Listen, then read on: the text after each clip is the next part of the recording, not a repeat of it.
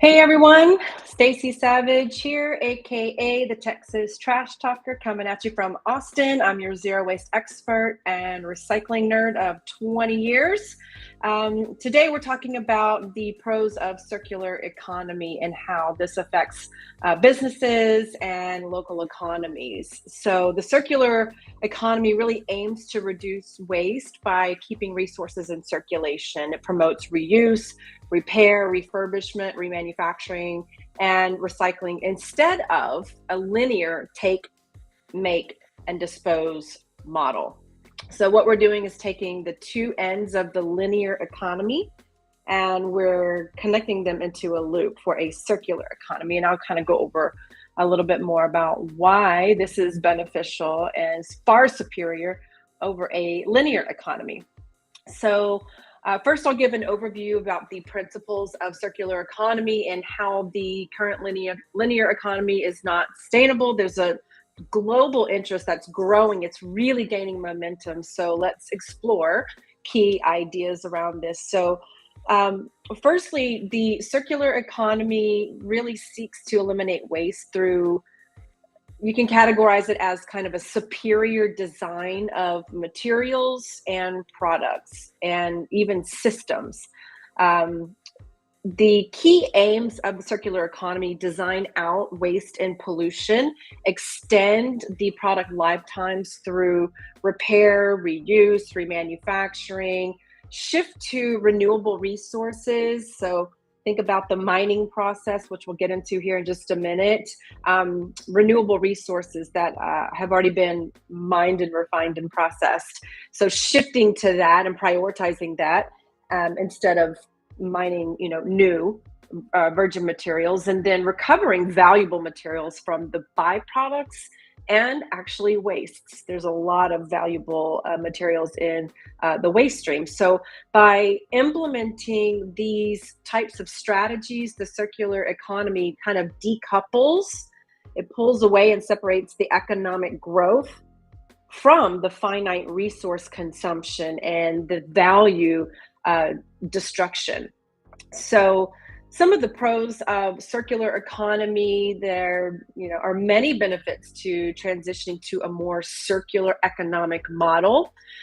This really reduces waste and pollution. It keeps materials in use. So whenever you think of a material at the end of life, that it has just it died, it crapped out, you gotta throw it away. There's a whole system that is designed to capture that and put it back into use within the circular economy. It also conserves natural resources by using renewable and recyclable inputs. It boosts the economic growth by retaining value within the economy. It creates jobs in labor-intensive reuse, remanufacturing, and recycling. So we'll go over kind of the job outlook whenever it comes to the circular economy versus kind of what's happening in the current linear economy.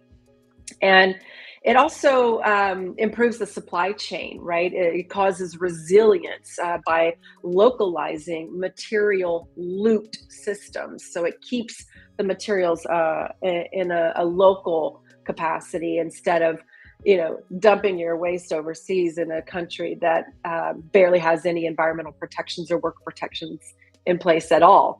And it really lowers the material costs by reducing the input needs. So for example, adopting circular principles could create millions of jobs globally in areas like remanufacturing and recycling.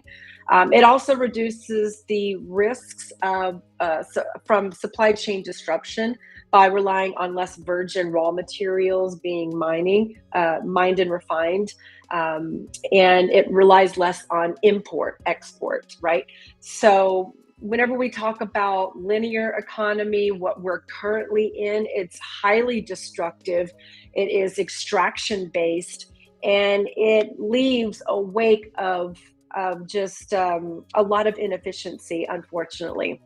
So if you think about the extraction examples, maybe we're thinking of, construction and where you have to You know, you have to mine the trees, right? You've got to extract the trees out of the earth. You've got to refine them into the planks of wood that you need, the size of wood, and the dimensions and all of that. And you find this already made, ready to go for you at Home Depot or Lowe's or Ace, wherever you get your hardware, right? But there's an entire extraction process that had to happen before that for you to be able to have your materials. And so we think about this also in creating plastics. How do you create plastics? It's from crude oil. You have to extract the crude oil out of the ground from dinosaurs. Is essentially dinosaurs that lived a gazillion years ago. That's the fossil fuels that we talk about is the dinosaur population and the shale layers in the earth as well. So extracting oil and gas and that type of thing, making oil into plastics, and think how weird that is that we are using plastics to house our fresh drinkable water a lot of times whenever you get bottled water. So it took a lot to refine and mine just to house clean drinkable water for our society. And then what happens to it most of the times it just gets tossed out the window or landfilled. But if you do have a recycling bin, hopefully you can recycle it and help create that circular economy. So that mining and refining, the extraction process and the refinement process, it doesn't stop there, right? You have to transport this stuff over a state as big as Texas, which is where I'm at. You have to go across state lines, across country lines in North America, Central America, South, or even overseas. And so transport puts out a lot of emissions. And it's where many companies lose a big chunk of their profits is in the transport of their products. So think about creating local markets, local community-based products through local remanufacturing jobs, right? There's a lot to be said to have this linear economy, which allows things to fall off the end, right? There's a make, a take, and a dump process, but if you close the loop, it keeps those products, those materials into the loop for many, many, many life cycles over, and you can keep the materials much more locally. That also, comes into our perception that consumerism is a good thing, and consumerism is one thing on an individual level that you and I can really minimize in our daily lives. And we can also put pressure on the businesses where we buy our products to minimize their waste as well. So we have the voting power with our dollar, and we decide where we put that dollar in our economy. And we want to support companies that are supporting the local economy, right? The circular economy, so that we can keep these materials in play. And we really want to break the business model around planned obsolescence. I'll do a whole other video on planned obsolescence, y'all. It is wild. Whenever we think about fashion trends, whenever we think about, how long a miniskirt should be, or, how thick a woman's pumps, their high heels should be, there's a lot of fashion trends that drive planned obsolescence. Oh, this was so last season, right? You think about electronics, how you have this brand new component, but it doesn't work with anything else. So you have to buy the new thing that fits the component. So that's kind of a planned obsolescence overview, where companies have designed out the reusability of their products, and they want you to buy new, and that's what's going to keep their revenue going, and you wanting more as a consumer, and not being satisfied with what you already have, what they've already produced for you, and what you've already bought from them. So this drives that habit of just dumping everything, right? We want to just throw everything into the landfill, and this is not a sustainable practice. It's a really destructive business model, and it just fills up our landfills. In Texas, I can speak from experience. We have almost 200 active landfills in our state, and we take in trash from other states as well that may not have enough landfill space.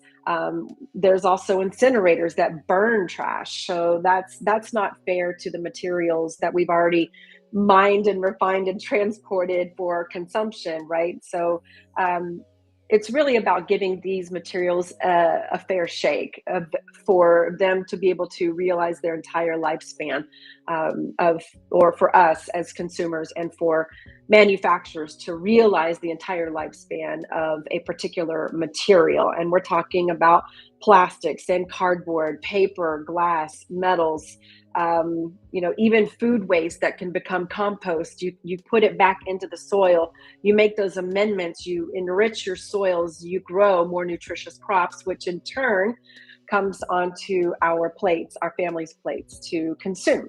So there, right there, I just demonstrated a circular economy that is extremely hyper localized. So another couple of practices, putting circular economy principles into practices, a practice that are already being applied in many instances. So think about car batteries that are being reused for energy storage. Think about clothing collection bins that enable textile recycling and resale. Another great idea or concept is outdoor gear companies that offer repairs to extend their product life spans.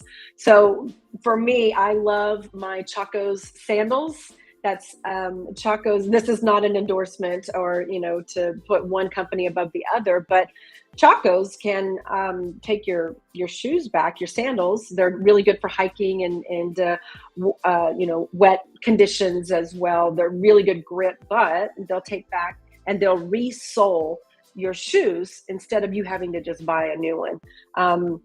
A lot of outdoor gear companies also understand the power of conservation because their entire business model and their entire branding is focused on protecting outdoors and you being protected in the outdoors as well. So they will offer repairs to like your sleeping bags in your tent. Maybe you've got a busted zipper on your tent, or there's been a rip in your tent. They'll offer to repair these materials instead of you having to just go and buy new.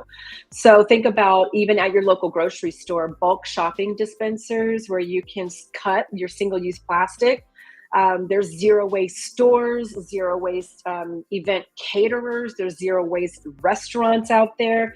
So these are really starting to become major business principles to cut waste and to extend the life cycle of these products, capturing manufacturing byproducts even in reuse. Think about, again, I'm going to go back to the fashion industry, the clothing industry. Think about all of these scrap pieces of cloth that make it to the cutting room floor, right? Whenever you're designing and creating these beautiful pieces, but what happens to all the scraps? So there's a whole reuse and revitalization system in the circular economy around scrap recycling. Think about scrap metals and tin.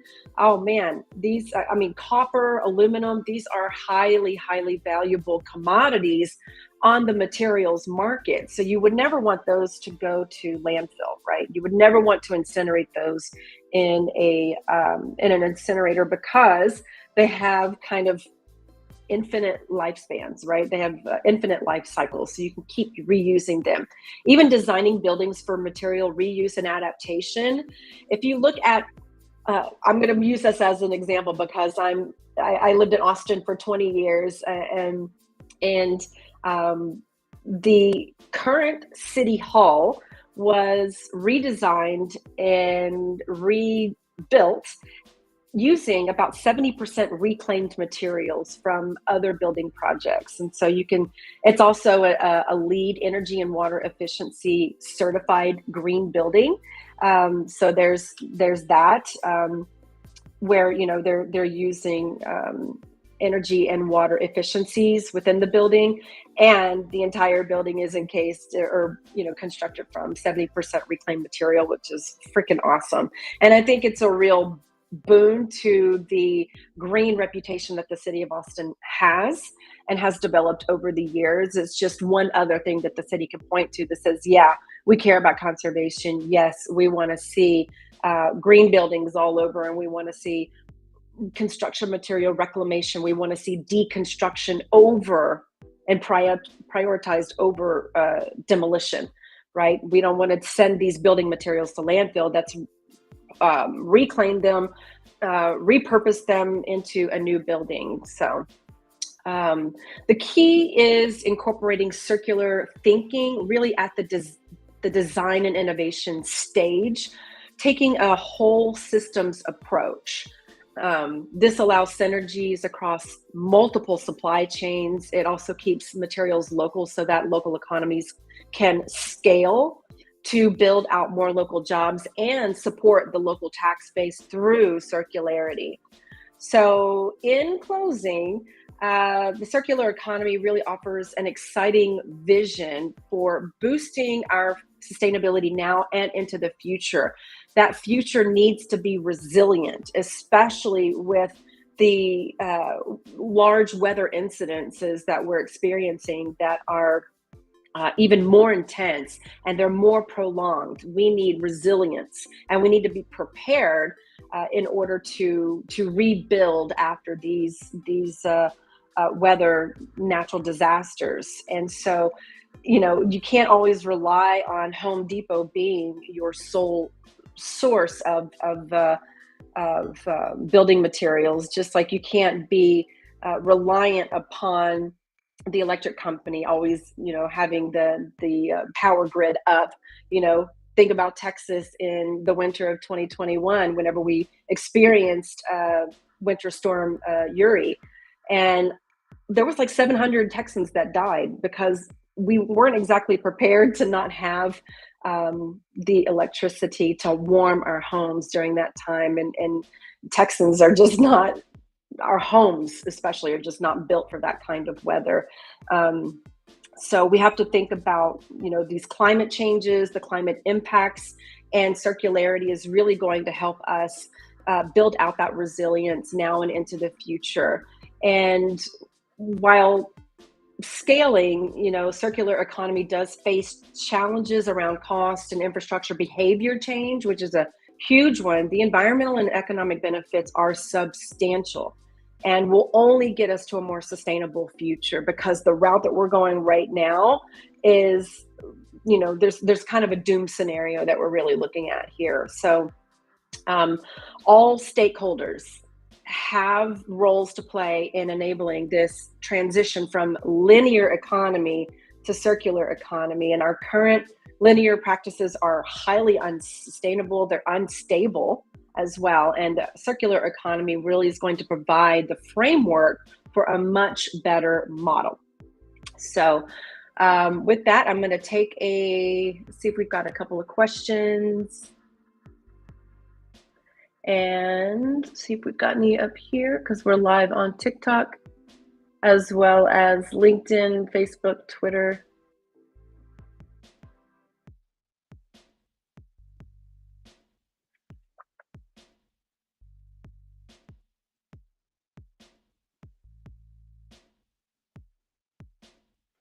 All right. So one thing that I think folks who are joining may be interested in is that I do want to offer our Cash for Trash Zero Waste Business Academy. And I think this is a really good segue. If you really care about these issues, if you want your business to build out that resiliency through a zero waste and circular economy approach, we've got your back. I have got just the thing for you. Our Cash for Trash Zero Waste Business Academy is an online training course where you get the proper education on zero waste basic principles, foundational key knowledge, and the proven tactics and strategies to implement in your business to reduce your waste, increase your revenue, develop employee empowerment, build out green marketing strategies and green storytelling campaigns, so that you can demonstrate to your customers and your employees, your shareholders, your investors, that you're committed to these green strategies to reduce your impact as a business. And you get, group coaching. We offer individual consultation with me personally. There's also a green certification that comes with that upon completion of our program. So if you are interested in that, you can just send me a quick DM on wherever you're watching this, wherever you're streaming this, and let me know. That way I can grab your email real quick and I can send you some information. Now, I do have a freebie that if you've stuck around this long to the end of the recording here, if you've got any interest in our freebie, what this is a PDF download of these exact talking points. This can be used as leverage whenever you are talking to higher ups that need a little convincing whenever it comes to budget, as well as the cost benefits and economic benefits, environmental benefits of going with a zero waste and circular economy approach within the business and the output of the business as well. Whenever it comes to whatever kind of products you're designing and putting out to the public, to the general consumers who will be buying your products off the store shelves. So let me know if you would like that freebie, and if you would like to find out more about our Cash for Trash Zero Waste Business Academy. And with that, I am going to check the questions one more time. If we don't have anything, then I will go ahead and end it now. And I will be back tomorrow. So see you guys soon. Thanks so much for your time. Bye.